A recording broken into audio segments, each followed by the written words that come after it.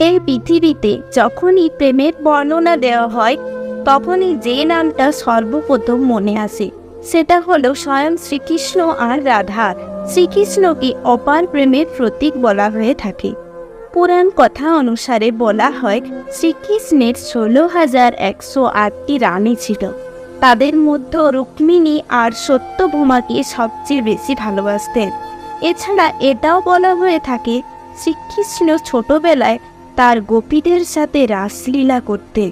সেই সব রাসলীলা এখনো পর্যন্ত প্রচলিত। কিন্তু আপনি এটা কি জানেন, সবাইকে প্রেম শেখায় যে কৃষ্ণ, তার নাম কেবলমাত্র রাধার সঙ্গে কেন নেওয়া হয়?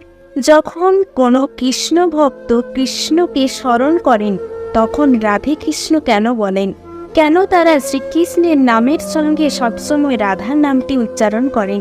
এই পৃথিবীতে যখনই শ্রীকৃষ্ণ আর রাধার নাম করা হয় তখনই একটা প্রশ্ন সকলের মনে আসে, যখন শ্রীকৃষ্ণ আর রাধার মধ্যে এত প্রেম, এত ভালোবাসা, তাহলে কেন তাদের মধ্যে বিচ্ছেদ হলো?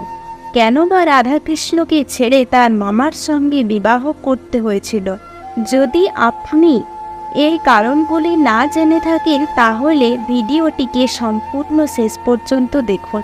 আপনিও যদি শ্রীকৃষ্ণের ভক্ত হয়ে থাকেন তাহলে ভিডিওয় একটি লাইক করে কমেন্টে রাধাকৃষ্ণ লিখুন।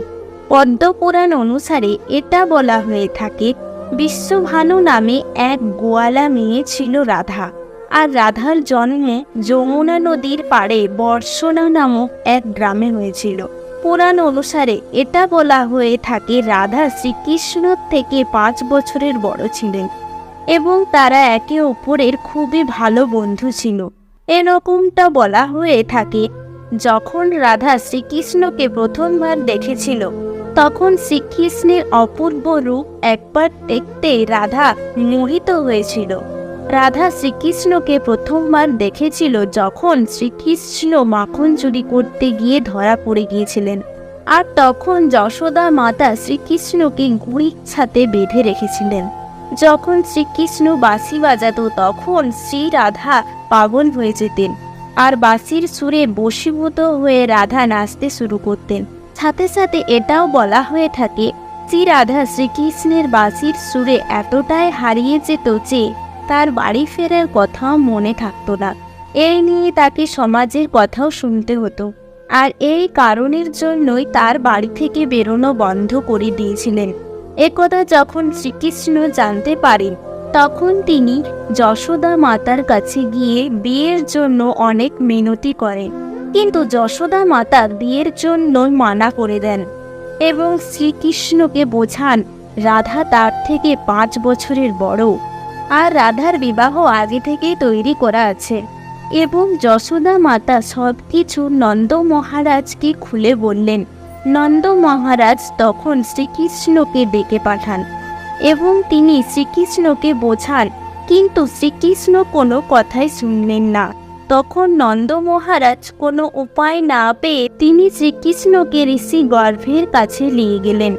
ঋষি তখন শ্রীকৃষ্ণকে জানালেন, তোমার আসল মাতা পিতা হলেন দেবকী আর বাসুদেব। তাদের দুজনকে তোমার মামা কংস তাদেরকে বন্দি করে রেখেছেন। তিনি শ্রীকৃষ্ণকে এটাও বোঝালেন, তোমার জন্ম অধর্মকে নাশ করে ধর্মের স্থাপন করার জন্য হয়েছে। যখন শ্রীকৃষ্ণ গর্ভমুনির কথা মানতে চাইছিলেন না তখন গর্ভমুনি শ্রীকৃষ্ণকে তার বাল্যরূপের দর্শন করালেন, তার কার্যতাকে উপলব্ধ করান। বলা হয়ে থাকে তখন থেকে রাধা আর শ্রীকৃষ্ণ বিচ্ছেদ হয়ে গিয়েছিলেন। এর বেশ কিছুদিন পরে যখন শ্রীকৃষ্ণ আর একটু বড় হয়ে গিয়েছিল তখন শ্রীকৃষ্ণের মামা কংস শ্রীকৃষ্ণকে মথুরাতে ডেকে পাঠান। শ্রীকৃষ্ণ আর বলরাম মথুরার দিকে রওনা হলেন। এরকমটা বলা হয়ে থাকে শ্রীকৃষ্ণ আর বলরাম যখন মথুরার দিকে রওনা হয়েছিলেন তখন তিনি লুকিয়ে রাধার সাথে দেখা করেছিলেন এবং তার বাঁশি রাধাকে উপহার দিয়ে গিয়েছিলেন। তারপরেই তিনি মথুরার উদ্দেশ্যে রওনা হয়ে যান। শ্রীকৃষ্ণ যখন মথুরায় ছিলেন তখন শোনা যায় রাধা কৃষ্ণের বিরহে সবসময় কান্না করতেন। এই নিয়ে সমাজে নানান লোক নানান কথা রাধার পিতাকে শোনাতেন। তখন রাধার বাবা বাধ্য হয়ে সবার থেকে লুকিয়ে রাধার বিবাহ ঠিক করেন। আর এটাও শোনা যায় শ্রীকৃষ্ণের মামা অর্থাৎ যশোদার ভাই আয়ানের সঙ্গে রাধার বিবাহ করানো হয়েছিল। এই বিবাহে যদিও রাধার মত ছিল না। রাধার অন্য কারোর সঙ্গে বিবাহ হয়ে যাওয়ার পরেও কৃষ্ণের বিরহে অনেক যন্ত্রণাভোগী করছেন। যখন তার কৃষ্ণের কথা মনে হতো তখন সে কৃষ্ণের বাঁশি বাজাতো, এটা বলে শোনা যায়। আজকের ভিডিওটি এখানেই শেষ করলাম। পরবর্তী ভিডিও পেতে আমাদের চ্যানেলটি সাবস্ক্রাইব করে রাখবেন। ধন্যবাদ।